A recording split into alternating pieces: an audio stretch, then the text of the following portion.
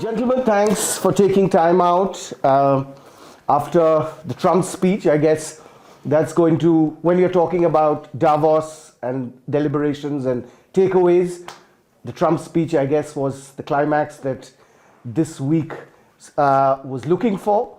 Lots to talk about. I want to start straight away with you, Siddharth, on the fact that, within 5 minutes of his speech, Trump called the whole green energy pivot as green new scam, and the fact, and he's very proudly said, I'm doing away with it. As someone who's into renewables or is thinking about green molecules, is it worrisome? So, I think President Trump has been a strong believer of the oil and natural gas story in the United States. He has the phrase drill baby drill. He announced it today as well, that he's going to ensure that people continue to make oil and natural gas, make LNG. He's going to use it actually as a tool to strengthen his relations with Europe. He made a comment right now at the speech that he's going to bring in legislation to make LNG and provide energy security to Europe. So he isn't anti-green. He's just pro-energy, in any form. He doesn't want to subsidize anything. He believes in economics making sense. So, for example, he mentioned about certain subsidies being given towards EV cars, and the fact that some regulation came out forcing US automakers to move completely to EV. He said he's going to scrap that and saying, let's give the audience a choice. So I believe as long as a green molecule is economical without subsidies, he will be completely for it. He's not against that concept. He's against the concept of giving unnatural subsidies to any one product. But he also, Siddharth, mentioned the fact that all this began with, to quote him now, one-sided Paris Agreement. So clearly he wants to attack at the core of this whole EV or this green push. Well, I think what he believes is the United States should not subsidize other countries. Each country should have their own climate goals, their own CO2 reduction goals. I'm not sure about the level of depth, what he disagrees with about the Paris Accord. But I think the US in the past has made a comment that every country must play their own part in reducing CO2. Quite simplistically speaking, without the US having to subsidize somebody else. Right. Now, just stepping back, and this is where I want to get Frank and Manish in. Both of you are Davos veterans. It's been what, 20 years for you? And 25 or 20? No, about the same. About the same. What are the striking changes that you're noticing or you've noticed over the years? How has Davos evolved, changed into this massive machine, so to speak? Manish, you want to go first? Go ahead. Look, I think it's more interesting to talk about what stayed the same, which I think is this commitment to a multi-stakeholder dialogue. Right? Davos is unique in that sense, in that you have a broad representation here of thought leaders, of civil society, of NGOs, governments, and so on, business people, of course. And that has remained very, very consistent. And to me, that's the real power of Davos over the years. Around that, a lot has changed. Of course, the topics that we talk about have changed as those have evolved. We've been through technology wave. We've been through the economic cycles. We've talked about the global financial crisis. We've talked about climate and any number of other topics. I think the size of Davos has changed, the conference. I remember the days when it was smaller and much more intimate, and the serendipitous meetings that you had were perhaps a little bit more frequent because the number of people was lower. And so Davos now has become much bigger, and in that sense I miss the old days. But the ethos of Davos, the core of it, the idea that multi-stakeholders getting together create good solutions, has remained the same. Manish, do you miss those, the cozy bonhomie? It's now become, it's a circus, so to speak. I would agree with Frank that the essence and the value that you get out of Davos has remained extremely high. Right? Of course, if something is as successful as it has become.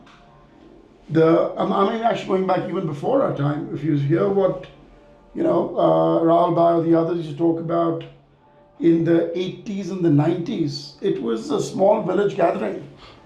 But let's face it, it can't remain that way. We transition, things improve. Yes, parts of us would like to have that small town effect. You bump into world leaders on stage now, there's a security cordon around them. You don't have cars. I mean, now you have, literally it takes, Sid and I can walk faster from the Congress Center to here than you can if you had a car. The minor stuff, but I think the two or three other big changes, we moved from a place where it was more eco-political to a lot more business. If you see the guys driving the agenda today, it's each of our, I mean, on the serious part, which as all of you know, one of the main meetings we all have to the level where businessmen attending, we're all attached to a certain vertical. In my case, it's investors. For somebody else, it might be financial services.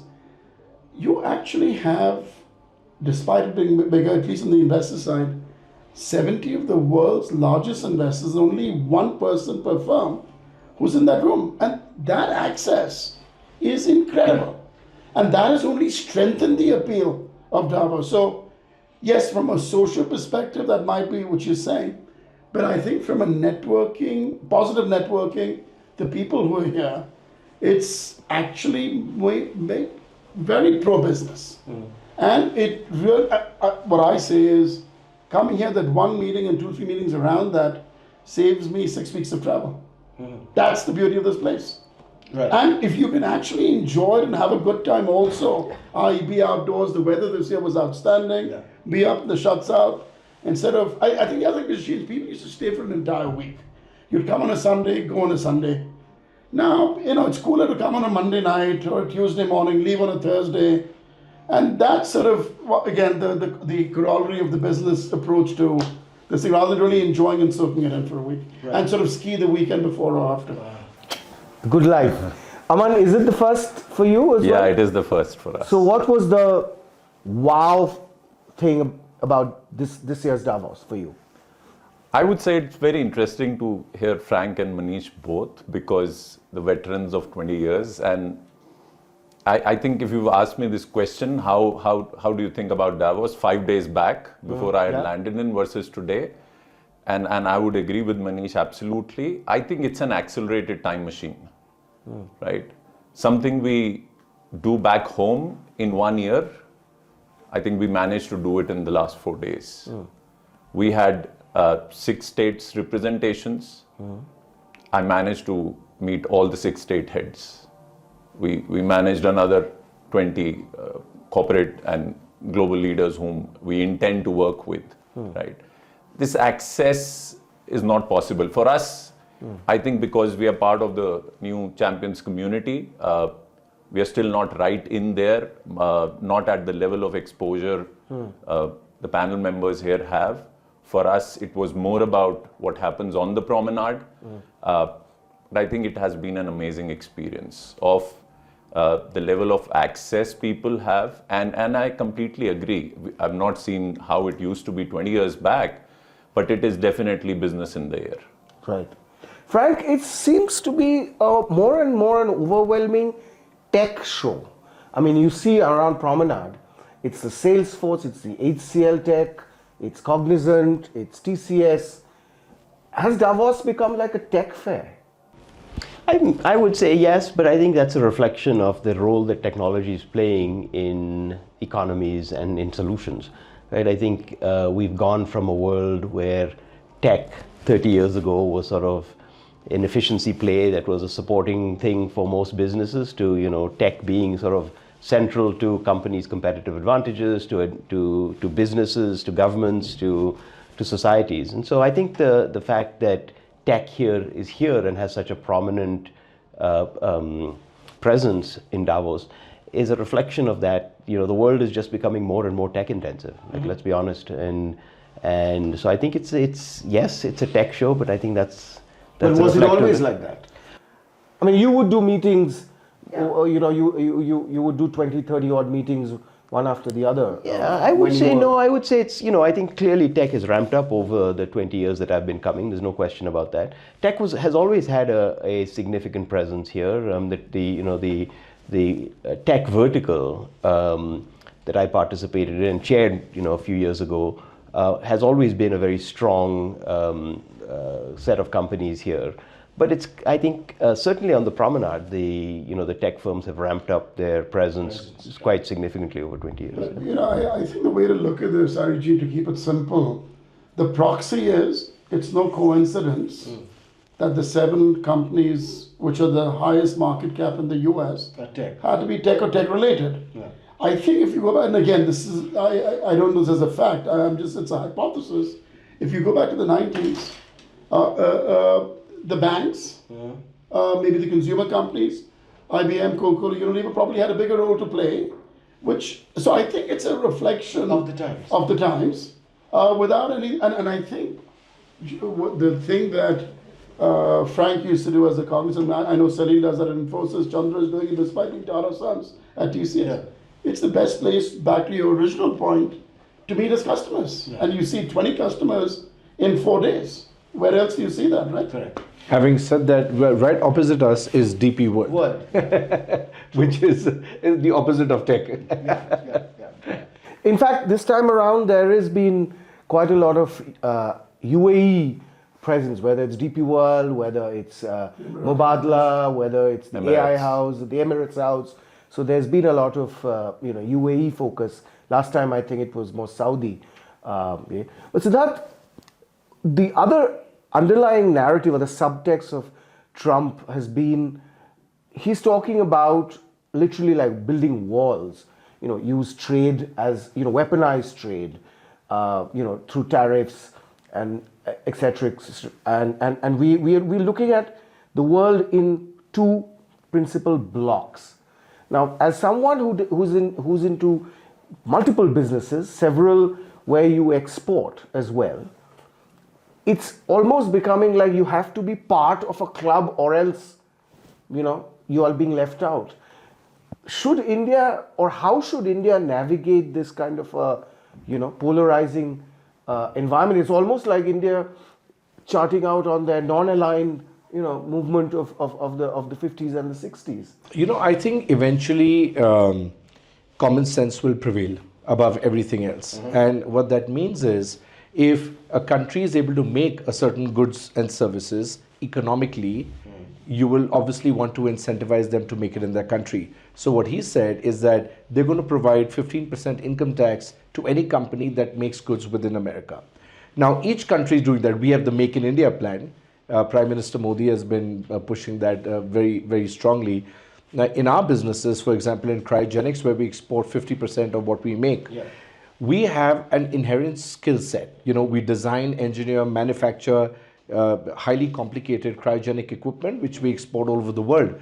Now, there are only maybe 6 or 7 countries that make cryogenic equipment, and now if the country doesn't have the skill set, there's no point putting a tariff on that.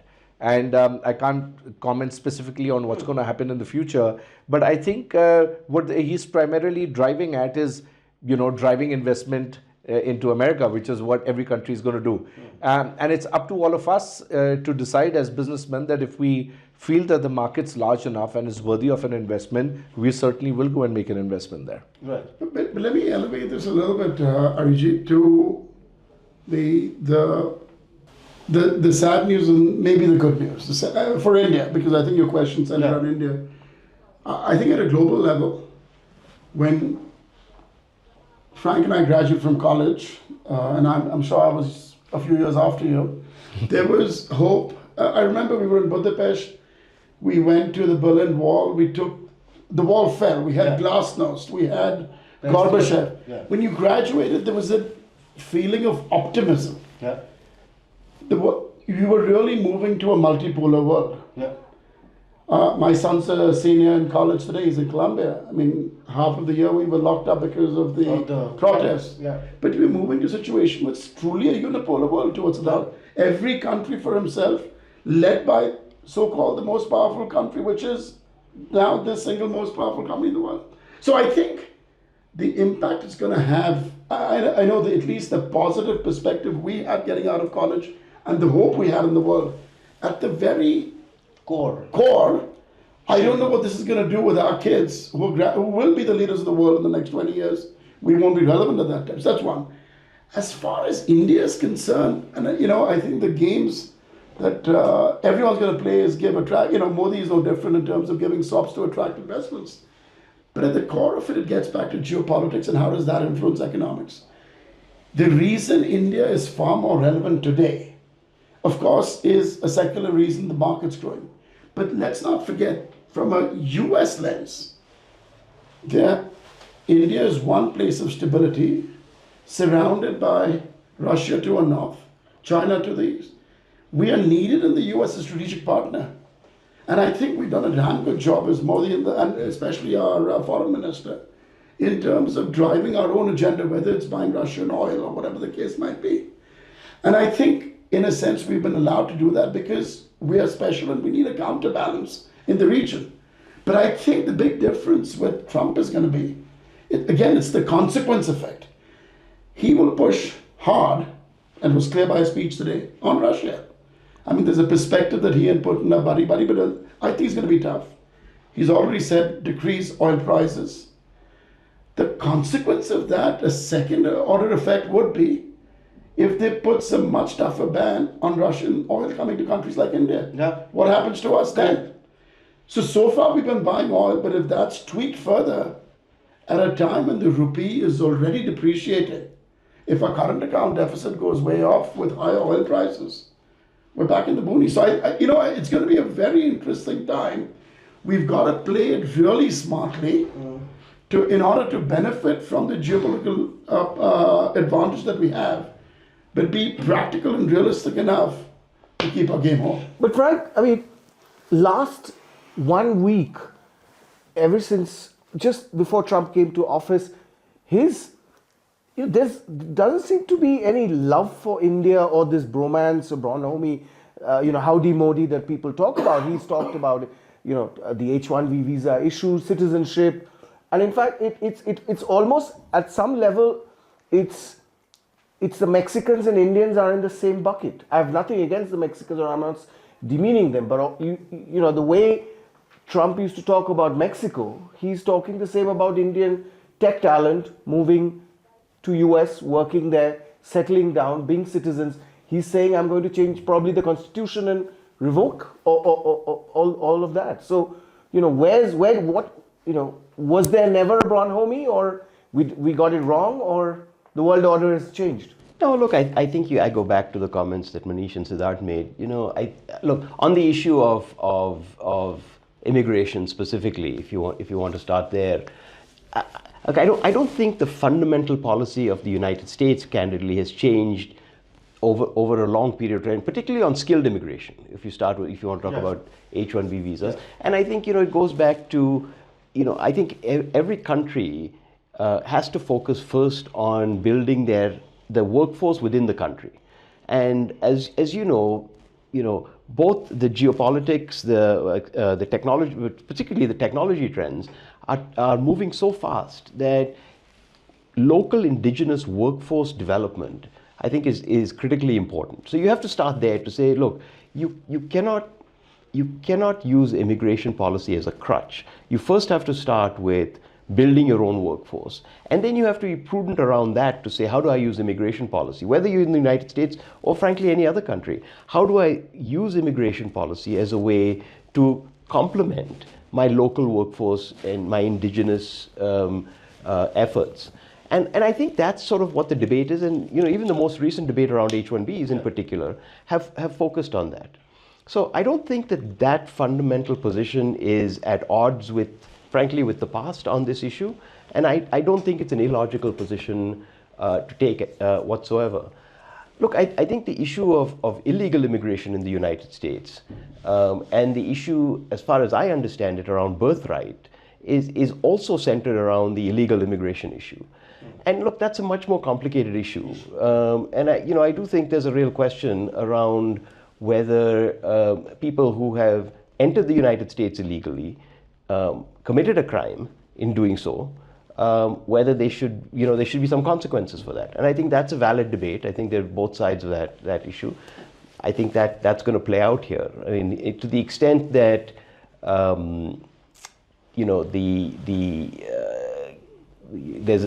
look, I think that the real question is the overall workforce in the United States right now, right? That's the core question, skilled and unskilled, right? I think balancing the issue of how do you do what's right and fair from an immigration standpoint, but also how do you keep the workforce that you need, skilled and unskilled.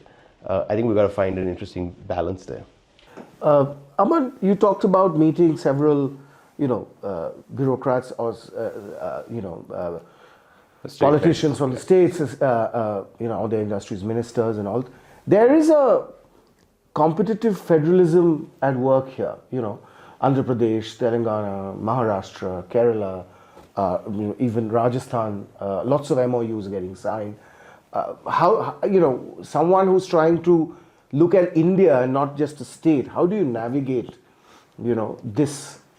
Is it difficult or is Arijit, it? I would say it was a very interesting experience, right? I never thought there would be a situation that when you're going into a meeting with them, having a discussion, and there is a follow-on, there will be a reverse follow-up coming in, right? That's a pleasant change, I would say, right? It's no more the government which we have heard of while growing up, right? It is great meeting some of the young politicians today, and more importantly, I would say, when you are, and I was in that room, and I come from the tech background, and obviously when I was there, I was talking technology, and I'll come back to your question as well. But they are so well aware of the subject itself, right? If everybody on the promenade or at Davos is dominated by AI, each one of them, despite their politicians, but they are so well updated on what is happening. And unlike us, where each one of us might be coming from our different core businesses and industries, and we champion our subject, they sitting on that side can actually talk with either one of us with equal level of flair. So that's very interesting, and that is obviously, that puts them on the position they are.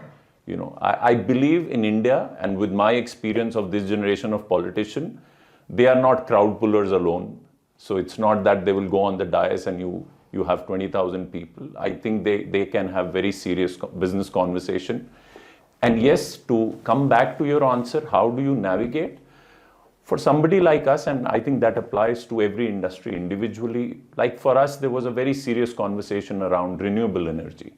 So we are into data centers, right? We have 14 data centers running in the country. We have a couple of more coming up, and all our facilities, and we are coming up with 20 tier 2 AI hubs now as part of our roadmap. These are power hungry facilities. The moment you put AI workloads, you're talking about power, and you're talking about power, you have to talk about renewable energy, alternate power.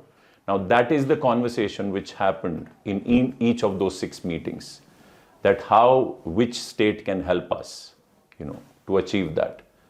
And that is one of the points of navigation, I would say, for each business or corporate leader going into the meeting, that with respect to their business, what is their expectation from the government?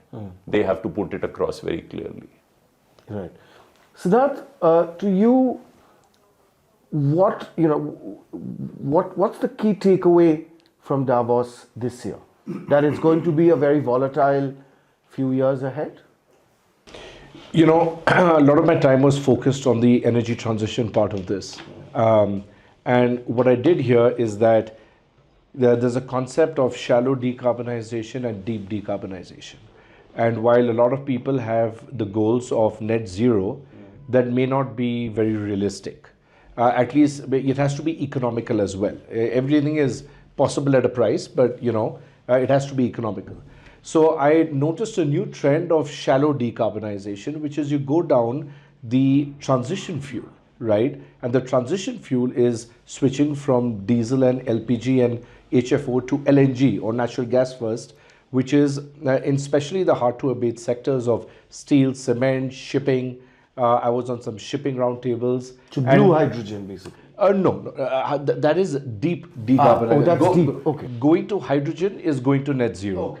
There's a step prior to that, which is going to natural gas as a fuel, where which actually economically needs no incentives whatsoever because it's cheaper and they emit lesser CO2 as well. In fact, we're working with many island nations, whether it's Bahamas, the Caribbean, Antigua, Scotland, Indonesia, where each island nation is fueled by, they generate electricity with diesel. And each island wants to now switch to a low carbon fuel, which is cheaper and emits fewer CO2, which is LNG. So I found that, a slight change of, while the focus is to decarbonize, the change is it must be economical. Nobody is going to overpay, and while subsidies do exist, all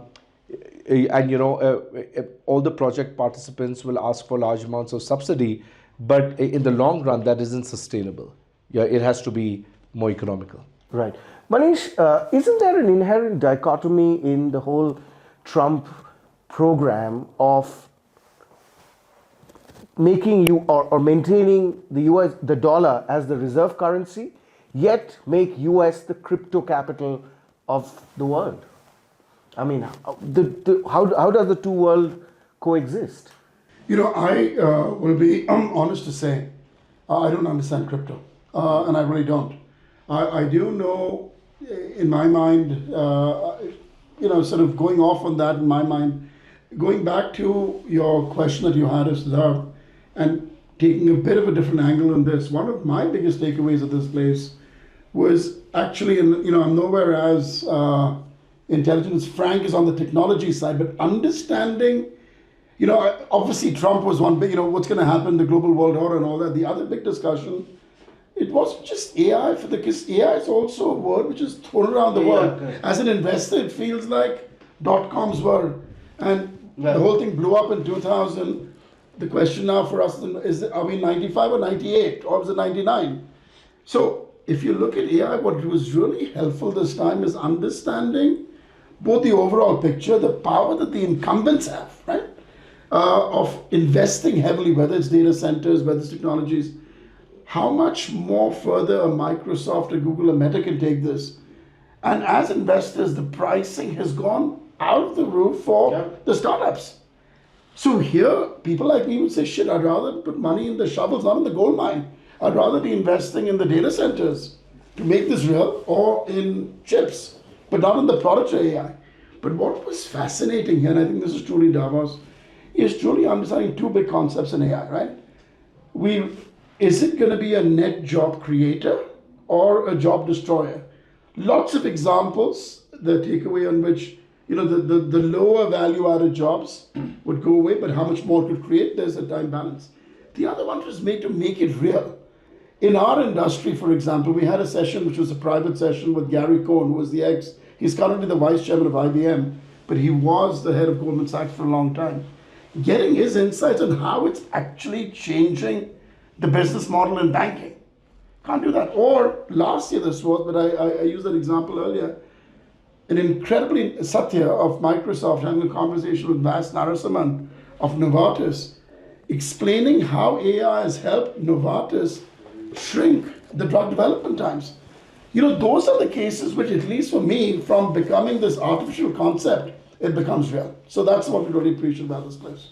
Now, most of these, Frank, are extremely cash-heavy investments. If we look at the last 6 months, Microsoft has increased their capex by 79%, Google by 90%, AWS by 80%. Now, technical infrastructure to support AI, whether it's data centers, GPU, is extremely capex heavy. So are we going to see, like the other pockets of consumer internet or technology, it's a winner takes all bet. Here also will the big get bigger and the small will just get wiped out? Look, I think we are in the very early innings of this wave of AI, sort of generative AI, agentic and so on, large language models and so on and so forth. And up until now, all of the action has been sort of with the creators of these large language models, which is or has been, capex heavy, CPU heavy, power hungry, and so on and so forth. I think there will still be action there, but the action is going to shift from the training part of it to what's called inference, which is the applications that actually use these large language models. And I think the game will be very different.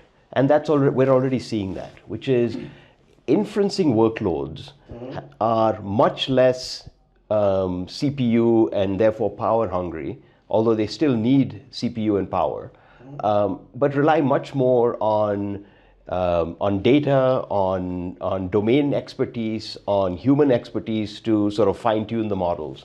And so I think what you're going to see is, there will continue to be a group of large language models, the sort of foundational model providers. And I think there you will see sort of a consolidation of that down to a small number of the large language model providers. But then the action is going to shift to the edges, to the inferencing and all of the applications around that. And when we go through those, I think tremendous value gets created there as well. Now, most of the tech firms, and both of you can talk about it, is the tech firms are fast running out of digital data, which is necessary to advance AI. Now, AI, as we know, lives on the internet where it consumes data for free. Probably the next big frontier is going to be tapping corporate repositories. Now, when will they start paying for the data that they seek or tap from the corporates? When will OpenAI, if they're trying to tap into Inox's, data repository, they now get it for free? I mean, shouldn't Siddharth's, if it's their data, shouldn't they be paid as well? Well, it's not clear that even on the data on the public internet, that model can continue where these models get that data for free. So, but let's bookmark that question about how that evolves, right? Look, I think when it comes to corporate data, there'll be a real question about whether corporations want to provide their data to some large language model provider. My guess is that in the majority of cases, they're not going to do that, right? Why would Siddharth give his data? Unless you get something in return. Unless you get something in return, right? I think more likely what's going to happen is you're going to wind up with corporate-specific, either large or small language models that are specific to each business. So Novartis might have their own, or and so on and so forth. Or if the large language models want corporate data, because they're going to have to figure out what's the model for that, what's the give and get model for that, whether that's an economic transfer of value or some other transfer of value. But I don't see a world where there's any reason why corporates are going to start providing their data out of the goodness of their heart to the large language model provider. Yeah. Aman, I mean, just a few years back, it was all about being on the cloud. And then we saw a bit of what many would say cloud washing. Are we also seeing some amount of AI washing around us? Arjit, let me give you a relative analogy on this. Go back to the late 80s, early 90s when the computers started coming in, and there was a buzz that this is going to take away jobs, the old world jobs, right? This is the new technology which has come in. We know eventually what happened with computers, the amount of jobs it created. The whole cloud story in the technology space started in 2010. At least that's when the whole cloud buzz started. But when the cloud adoption happened, actually, the adoption only happened when COVID kicked in, the true adoption. Amazon came and started the consumerization of cloud in 2017, right? What is happening with every new technology coming in, that the adoption timeline and the adoption scale is reducing continuously. Now, coming to AI, if computer took almost 10 to 12 years, cloud took about 7 to 8 years to accelerate, AI is not going to take more than 3 to 4 years. If we have started talking AI, say a year back from now, you will see a lot of acceleration on AI in the actual use cases in the next 2 years of time. Now, why that is going to take minimum that amount of time? Because very interestingly, you brought up a point of data. there is no good data available today, which is required for AI to operate. Right? As you rightly made that point, AI feeds on data. Yeah. And the way today businesses or corporates restore data or process data, that is not in that organized way, the way an AI model requires it to be consumed. So first of all, there is a lot of consciousness being built into organizations and government both. Even government is supporting around that, of bringing the whole data together. The whole India stack is nothing but sitting on the data. You have been able to build the India stack because there is the data repository available. But there's a lot of data, but nobody is talking about data also from an ROI point of view. That seems elusive. It's almost like, e-commerce and growing through discounts. I mean, if you ask about ROIs to anyone who's into AI, they're like, it's evolving. So how long can it evolve? Let me tell you something, and it is very important, that the kind of IT policies which you have globally today, or in India as well, one would have never thought about these 20 years back, right? Come to the AI age. I don't think anybody can stand today and say, this is how the AI world policies will be defined and will have to be defined, right? We will learn as we go along the way. We still don't know what kind of policies will be required to be executed. I was reading a report 3 days back which spoke about what are the biggest threat areas, right, when the AI is going to come in from a cyber security point of view. And let me tell you, finance and fintech was not as part of the list. Where we are most worried about the cyber security threat in the financial domain, right? It was not part of that list. It was talking about biohacking, your profile hacking. It was talking about water contamination hacking, right? The basic infrastructure.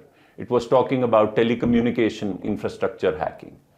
Now, these are some very serious things on the negative side of the AI, where it has the capability to crumble the whole ecosystem of a country, right? So there is a lot which has to be evolved, which has to be come on the way.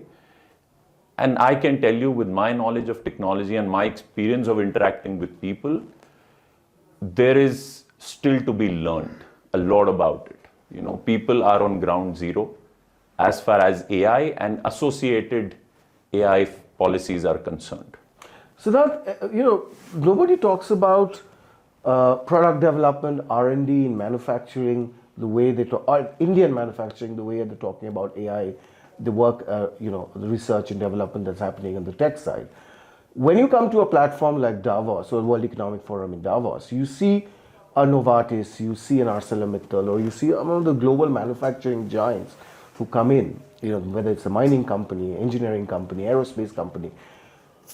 Their R&D spends are pretty impressive. Why are we still hesitant to double down on indigenous R&D and take Indian manufacturing to the next step?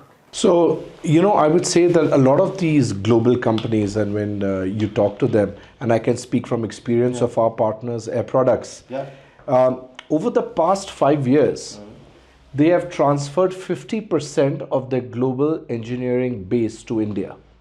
And in fact, the India shop is what is growing and the rest is reducing.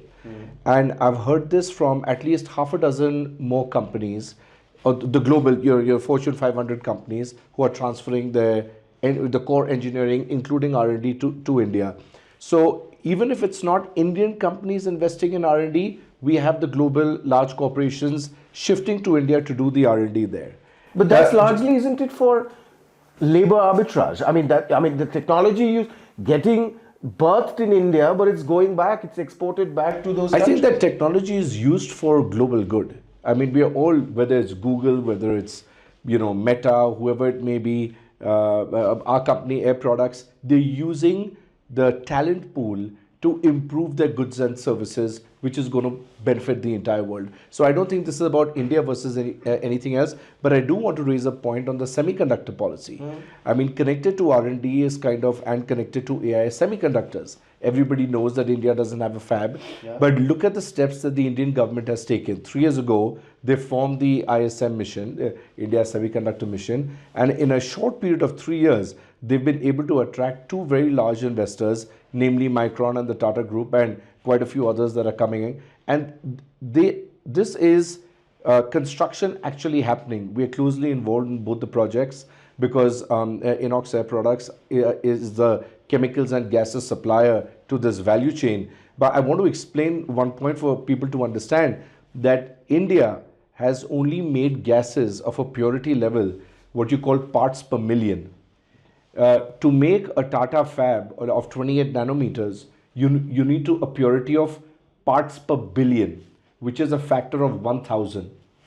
If you want to go to Taiwan level, which is 2 nanometers, you must manufacture in parts per trillion.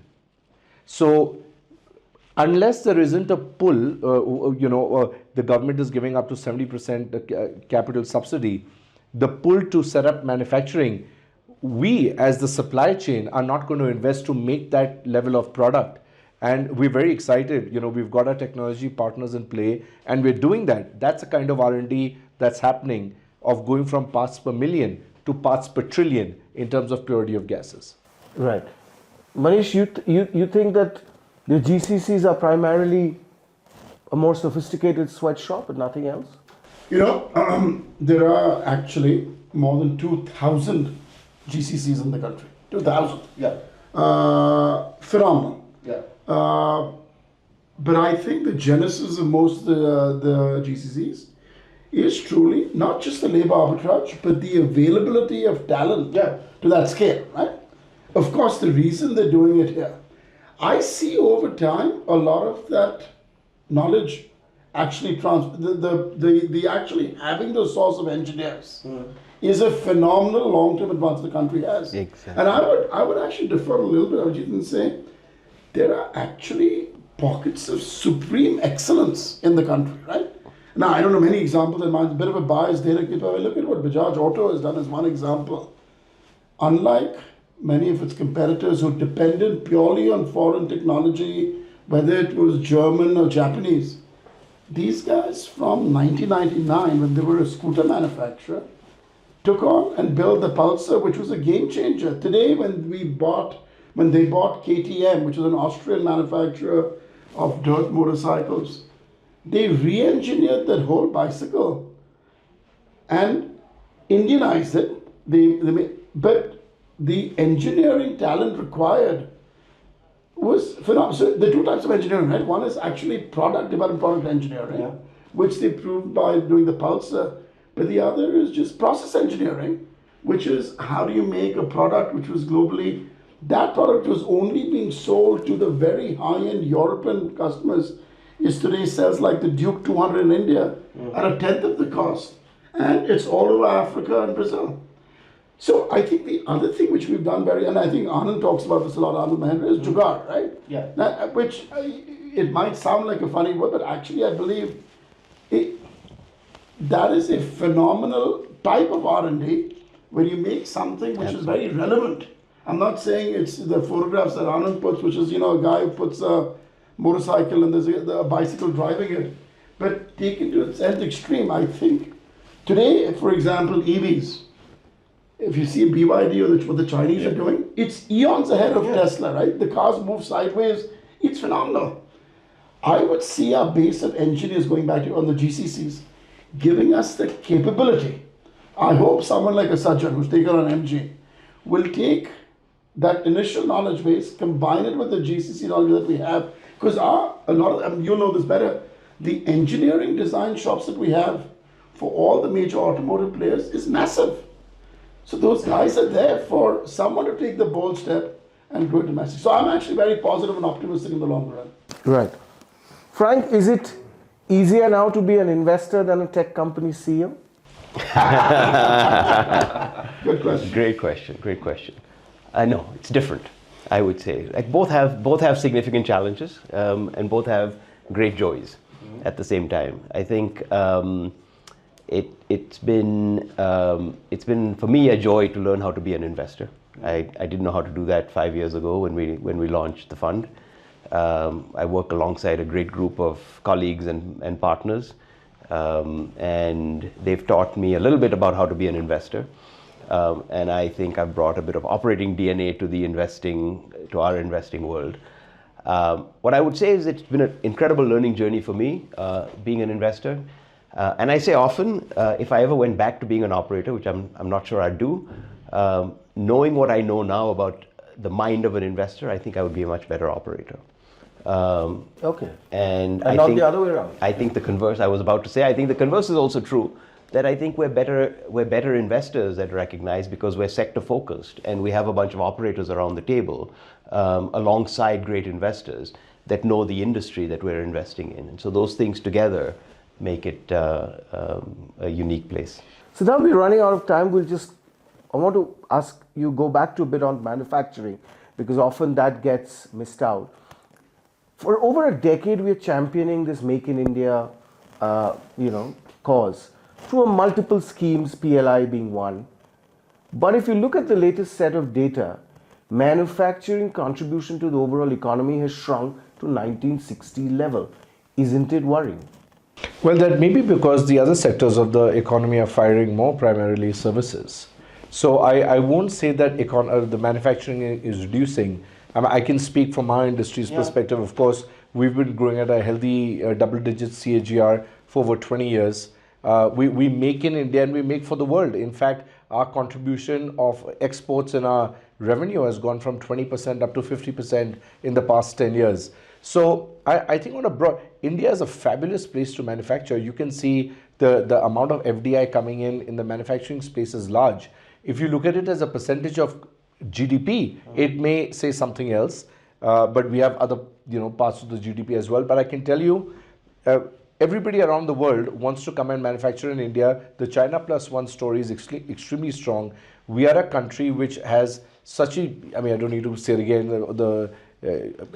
everything, and all the resources available to manufacture competitively with great quality as well. Frank, issues of AI and intellectual property and copyright violations. If the NYT case in recent times was epoch in my mind. Do you feel the lack of explainability needs to be watched carefully and challenged because it might lead to reputational or revenue loss? Because explainability of the models. Yeah, because now tech firms are self-regulating themselves and indemnification is still a gray area. So, how do you see that playing out? And the moment you talk about tech and regulation, everybody is like, no. That will kill everything. Yeah. Look, first of all, there's no question that we need to figure out, not just because of the issue you talked about, we need to understand explainability of models. Like we have to figure out explainability of models. And while there's a lot of debate about whether that's feasible or not, deep inside of some of these models, we are going to need to figure out ways to govern models, broadly speaking, so that they're explainable in some sense, we can audit them in some sense, particularly as we start to deploy them in more and more mission critical ways. So that's, I think, point number one. Look, point number two on this issue of the specific thing, you talked about the New York Times situation and so on. Here's the dichotomy. We've said many times in this panel, AI lives on data. If we don't create incentives for people to create original data, where's the data going to come from for these models to live and learn and grow, right? And so this idea that we can sustain the world or the AI world by taking data from content providers, not compensating them fairly for that content, and building large language models, it's fundamentally not sustainable, because then you're not creating an economic advantage for the content creator to continue to create content, and then the large language models will cap out over time. So this has to be figured out, right? We need to figure out a fair exchange between the large language model consuming content and creating economic incentives for content providers to continue to provide that. I think that'll come. But one of the things that I debated quite a lot here in Davos is this question of, and to your question about regulation, is this. The history of technology evolution is that regulation has tended to lag technology innovation. And in some senses, maybe that's fine, right? That's the way of innovation.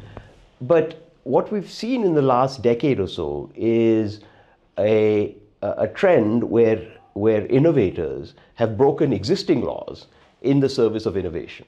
And this is one case, copyright law and so on and so forth. You saw it in other cases in other innovations in the last decade. And the question is are we going to be okay with that?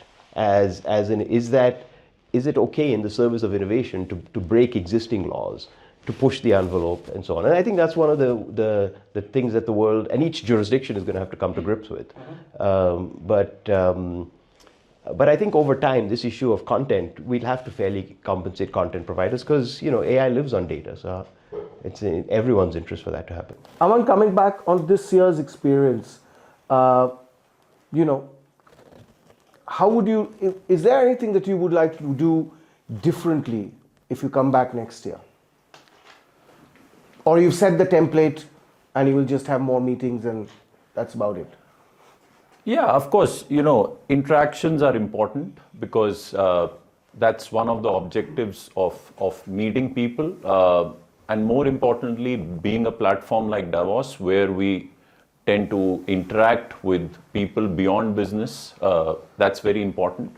But if you ask me what, as the new members to the platform, we would like to change, of course, there have been a lot of learnings for us as well.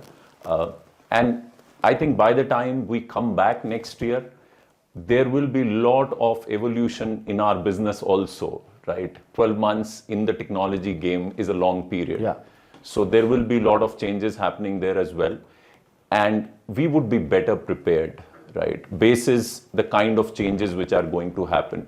We will be better prepared to have better conversations, right? Because now we understand what is the kind of responses and the rebound we get from the multiple stakeholders which are part of the platform. So yes, I think we will come better prepared next time. The two veterans, can you share for our readers, our listeners, our viewers, some of the happiest memories or wackiest memories of Davos that you have? Go ahead, Manish. And you can be naughty. You can be naughty, you can be wild. No, listen, somehow it's the good memories that stay, right? Yeah. I mean, that's the thing.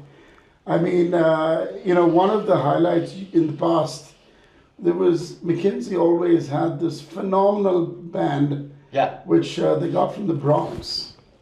The memories around that were different people, absolute leaders, without taking certain names, in government, industry. You're just letting your head down and dancing till 4 a.m. I mean, even I don't do that anymore, but the fact that you could do that, it was a little bit smaller, right? Or making it more personal. For this, the initial start, of course, was because of the whole YGL thing. I was a young global leader. But Rahul, my father-in-law, was there 20 years before that. So somehow this initially was like a family vacation. It was, him being there. It was my family, some of the cousins. It was, it felt like home. So in a sense, it's a bit of a continuation. That's unique. Every time you must be missing him. I mean, the most in Davos. I mean, his presence looms large still, even now. But people remember him from just being the strict sort of a tough. This was the place he let the head down, right? Whether it was in the 90s and thousands or just. And it wasn't just about having fun, it was actually freedom of expression. So the one thing that I would do, I mean, I see this every year, I wouldn't change the core, right? Because the core, you've sort of made more efficient over the years, how you do your business meetings, etc. But there's such a wealth of stuff going on here. And the problem with all of us, we don't have the bandwidth to be better prepared. At least my focus, and I'll fault myself, is on the 20 meetings that need to get done. So that's where you sort of say, okay, assist, you're doing that. But if you just go through the program a bit more thoroughly, I mean, when you come here with a spouse, seeing what they attend sometimes is far more revealing, and going to their sessions is actually a huge learning. So I would suggest, to the level you can, get your better half along with you and go to some of their sessions. That's very interesting. Siddharth, how do you guys party till 3 and then at 7 in the morning attend a meeting fresh as a daisy as if nothing happened? How do you do that for 5 days on the trot? We learn from the veterans. I mean, what is that magic pill? It's called popcorn. Which he prices 600 rupees right in his theaters and does not give us non-vegetarian. But he has the lifestyle. He will party till not 3 till 4. Yeah. But some of us who work hard and are professionals, we go to meeting at 7:30. Maharaja comes at 11. Okay. And Frank, your wackiest memory or? I think my favorite memory of Davos was walking down the promenade one day, walking into a bar and finding 4 Nobel laureates sitting around a table having a conversation. Wow. That's only here. Yeah. Only here. And then joining them and just listening because I wasn't smart enough to contribute. But that kind of stuff only happens here. Does it still happen? I mean, these kind of things? Or is it like, that's the romance of the past and now it's becoming more and more formal? No, I think it definitely happens. I think it happens. It can't happen now in the bar in the street because all the bars are done by Cognizant. But it does happen. So in the chalets away or some of the other places. Yours, Siddharth? I mean, the YPO is pretty strong. Absolutely, I think they have this annual get together in Davos. Yeah. The YP also has an annual get together in Davos. Okay. But more so, there's this very famous piano bar, which has this amazing pianist from, I think, Nova Scotia, Canada. Or is it? Yeah, that's where he stays. And that's a melting pot of people who who don't have to be accredited or having white badges and going in. And it's a mix of everybody who attends Davos. It's a great vibe. We just love going there. And I will end, One more. I don't know who's done this, but there used to be a Davos tradition that on the last day, you will have cheese fondue. well, that too, but you go up to the Schatzlab and you sled down. No, you take a sled down. This was a tradition. Do you still do it? I mean, there's no snow today, but otherwise you would. Really? That is completely pitch black, no lights. Wow. Sledding down the hill, and it's not straight down. You're coming around corners, you go off the side, you're going off the side of the mountain. I hope nobody got hurt.